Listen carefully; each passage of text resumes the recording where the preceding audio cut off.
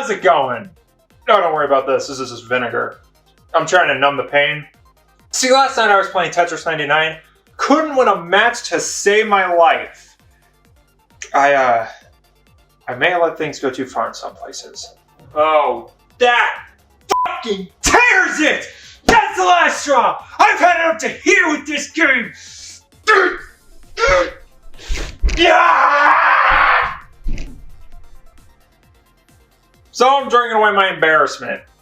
Sure, it might not be that good for me, but unless I can find some other less rage-inducing game, this is all I got.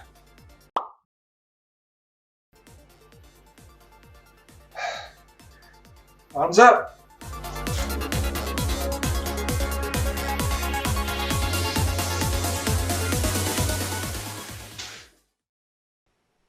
Let's take a trip. It's 2011. No! Epic Games, best known for making the early Gears of War games, announces a brand new game, Fortnite. A player versus everyone shooter where you fight zombies or whatever, nothing anyone hadn't seen before. But what set Fortnite apart was the mechanic that allowed you to build structures for defense or protecting objectives and stuff. Oh, that's cool. Nobody cares. Let's go to 2017. So kinda out of nowhere, South Korean game company Krafton releases the early access for a game called PlayerUnknown's Battlegrounds, or PUBG. The idea was simple. Drop 100 players onto a giant map and have them gun each other down like fucking savages in a battle royale. It was a pretty unique idea. Okay, fine, maybe it wasn't that unique of an idea, but it had really never been done with this large of a scope. As a result, PUBG gained quite a bit of popularity. Oh, I'm sorry, did I say a bit of popularity? I meant it took the world by storm! Honestly, it surprises me that PUBG took off in the way that it did. Sure, it might have been a somewhat unique concept for a game, but was it really that exciting? Like, it might have been kinda cool, but cool enough for everyone to lose their shit? Hey, what happened to Fortnite? Well, that took a while. Fortnite released on July 27th, 2017 to a resounding... Yeah, Fortnite just sort of came out and nobody cared. For about 2 months until some whack job at Epic had the idea, you know PUBG? Holy fucking shit. And thus began the incredible surge of the Battle Royale genre. Every game company started hopping on the Battle Royale bandwagon, hoping to capitalize on this incredibly popular genre that would stay popular for years to come, I swear. Like there was Apex Legends, Call of Duty might have done it, Fallout 76 had a mode, Battlefield 5, a bunch of low-budget knockoffs. This genre is rotting in the ground. Nobody cares about battle royales anymore. I think the main problem is, these games are all exactly the same. You load into a match, run around without seeing a single person, die, rinse and repeat. It gets stale real fast. Another problem I have is that in an attempt to keep these games fresh, companies are constantly adding new modes or gimmicks or whatever. And nowhere is this more obvious than with Fortnite. Every time I sneeze, something gets completely overhauled in this game. It makes it really alienating to people that aren't constantly playing these games. I don't really ever want to come back to these games because I never know what's going on. And they're boring, and they're all the same, and they're all shooters, which I'm no good at. All Battle Royale games are exactly the same. Except for two. Two games that completely redefined what it meant to be a Battle Royale game. February 13th, 2019, Nintendo uploads a Nintendo Direct. That was okay. Mario Maker 2 got announced, as did the Legend of Zelda Link's Awakening remake, and Fire Emblem 3 Houses got a 5-minute showcase for some fucking reason. But there was one game in particular that stood out from everything. Tetris 99. A free-to-play Battle Royale coming exclusively to the Nintendo Switch. And it's Tetris! This is the greatest fucking thing to ever happen! I don't know whose idea this was, but I sincerely hope they got a raise and a promotion and a Nobel Prize because this is awesome! This is what the Battle Royale genre needed. A little burst of creativity, a little out-of-the-box thinking. Instead of just another shooter, what if it was Pac-Man? Wait, what? So completely randomly, without warning, on April 6, 2021, Nintendo announces Pac-Man 99, a free-to-play Battle Royale coming exclusively to the Nintendo Switch. And it's Pac-Man! Da 99 and Pac-Man 99 are the only Battle Royale games I actually like and have any respect for. And by extension are the only good Battle Royale games. But which one is better? Is that even a question worth asking? Probably not, but we're going to do it anyways. We got a list of categories to compare these games in. Let's get this show on the road!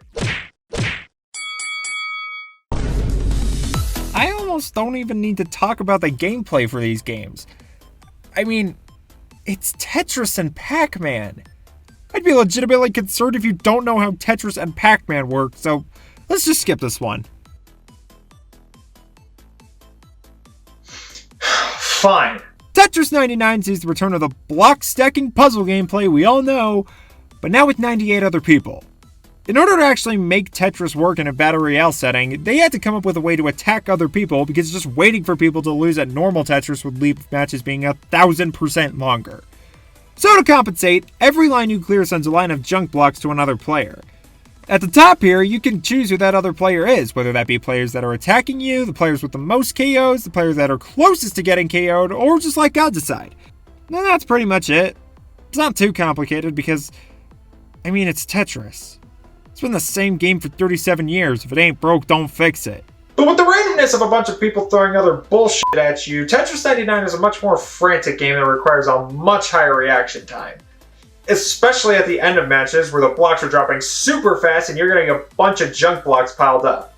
It's tough, but it's such a fresh take on the Tetris formula, and it is so much fun. Pac-Man 99 sees the return of the maze-chasing gameplay we all know, but now with 98 other people. In order to make Pac-Man actually work in a Battle Royale setting, they had to come up with a way to attack other people because just waiting for people to lose at normal Pac-Man would leave matches being 1,000% longer.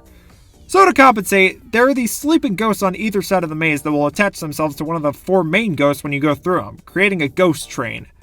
Then after eating a power pellet, you can chomp down on this ghost train and end up sending these white Pac-Mans that slow you down when you go through them to other players. However, when these get sent to you, you can eat a power pellet to wipe them all off the maze.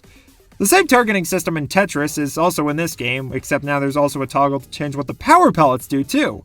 You can make the ghost trains longer, send more white Pac-Mans per ghost, make yourself faster, or just the regular power pellet. Towards the end of a match though, you can also get these red Pac-Mans that kill you when you touch them. But these can also be removed by eating the fruit that shows up after eating a certain amount of Pac-Dots. You can also get a speed boost by eating everything in the maze before eating the next fruit. Wait, I lost me. So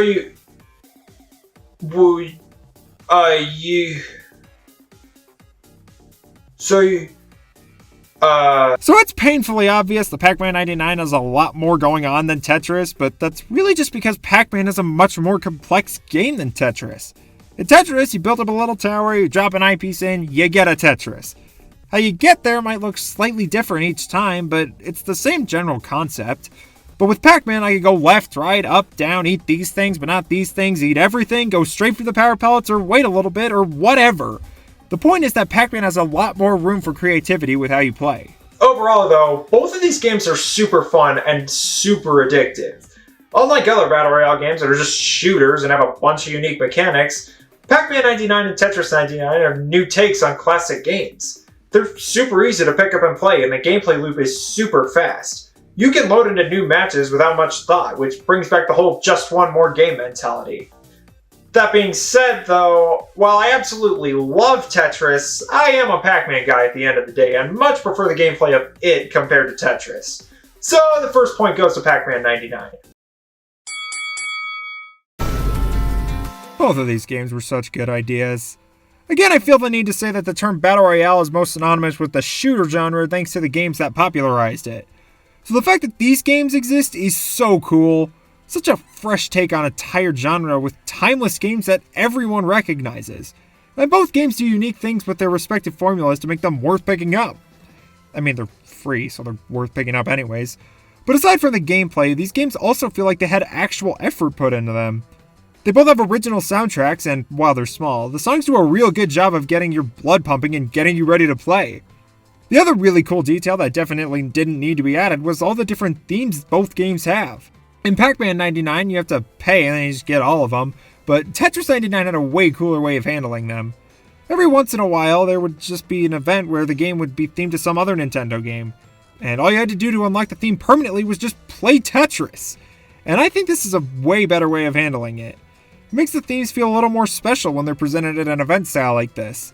But either way, with both games, these themes have a lot of fan service, changing the music and visuals. It makes it really fun to just swap themes every so often. And another thing that sets Tetris 99 apart is that it randomly got an update that added even more themes you could buy with tickets you earn from doing in-game challenges, which just incentivizes replayability. And as of right now, Pac-Man 99 doesn't have anything like that, so while these games are very similar with their side content, Tetris 99 has just a bit of an edge over Pac-Man. Weirdly enough, both of these games are the latest games solely dedicated to their respective franchises on console. The last solo Tetris game was Tetris Effect in 2018, and the last Pac-Man game was Pac-Man Championship Edition 2 in 2016. Now, I'm not counting the Namco Museum games because while they do have Pac-Man in them, they also have a bunch of other games too. You wouldn't call a white shirt blue because it had a blue dot on it. Now, you could also call Puyo Puyo Tetris a Tetris game, but you could also call it a Puyo Puyo game. It's both, and it doesn't count. So you weren't deprived of Tetris or Pac-Man experiences before these games, but these are the first games in a few years that are exclusively Pac-Man or Tetris. But I mean, it's not like that even matters because, well, it's Tetris and Pac-Man. Both games that have existed forever and recognizable by everyone. The one slight problem, though, is that by the time both of these games released, the Battle Royale genre is almost dead or completely dead. Which just goes to show that this genre was really a fad more than anything. So really, these games are both completely irrelevant by the time they came out. But Tetris and Pac-Man are always relevant, so it's sort of a paradox. But I mean, people are still playing both of these games. Pac-Man 99 might be brand new, but people are still playing Tetris 99, and the game is still being updated too. So I feel like these games are both equally relevant right now, so I'll just flip a coin.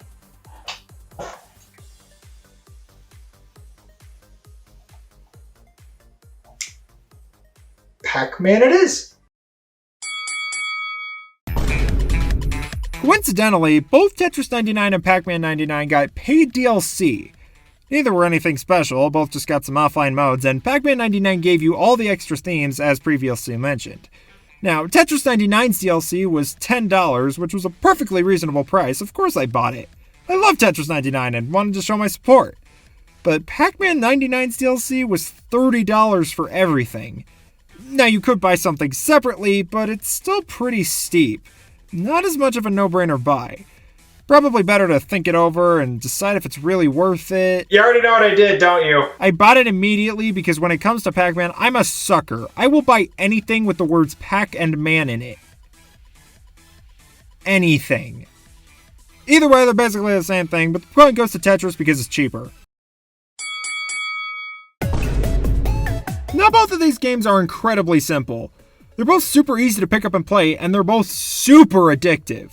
It just goes to show you don't really need a bunch of super complex mechanics to make people come back to your game.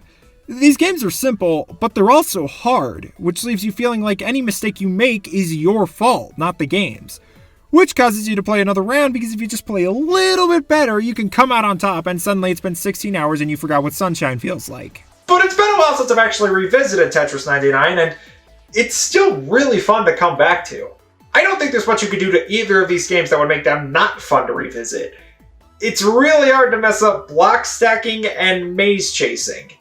And sure, both of these games have a bit of complexity to them, and sure, they're stressful as all hell, but they're still super fun, and they're still simple enough to stay fun until the end of time. So they both get a point.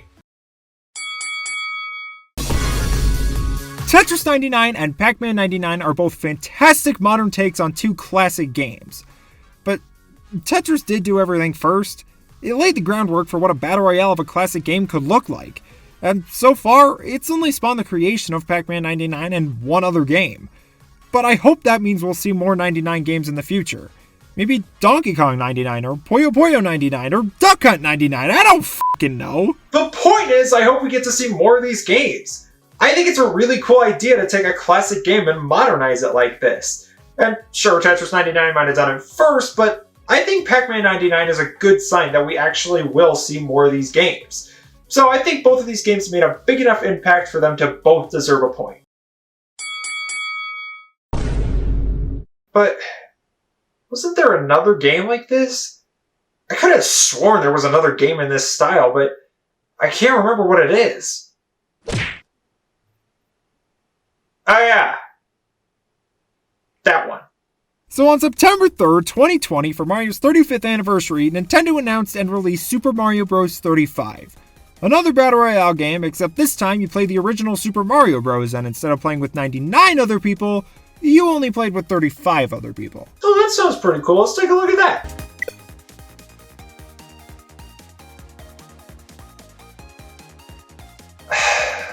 In one of the weirdest and dumbest moves in video game history, Nintendo decided that Super Mario Bros. 35 should only be active until March 31st, 2021.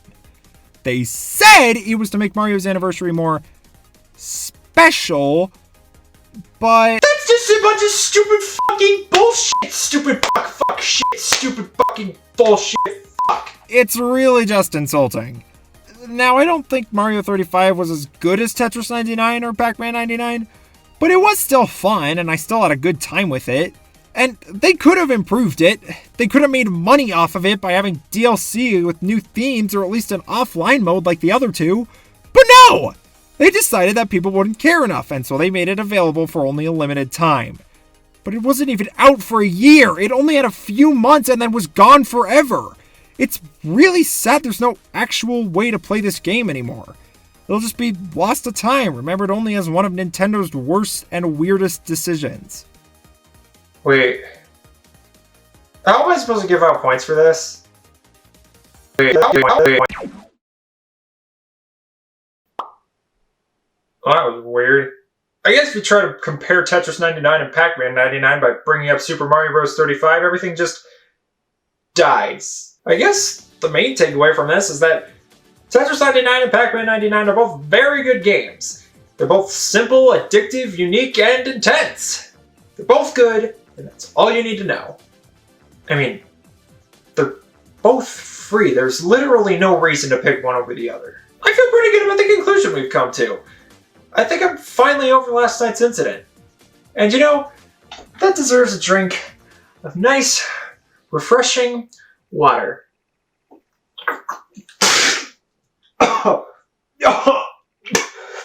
Oh, that is definitely vinegar.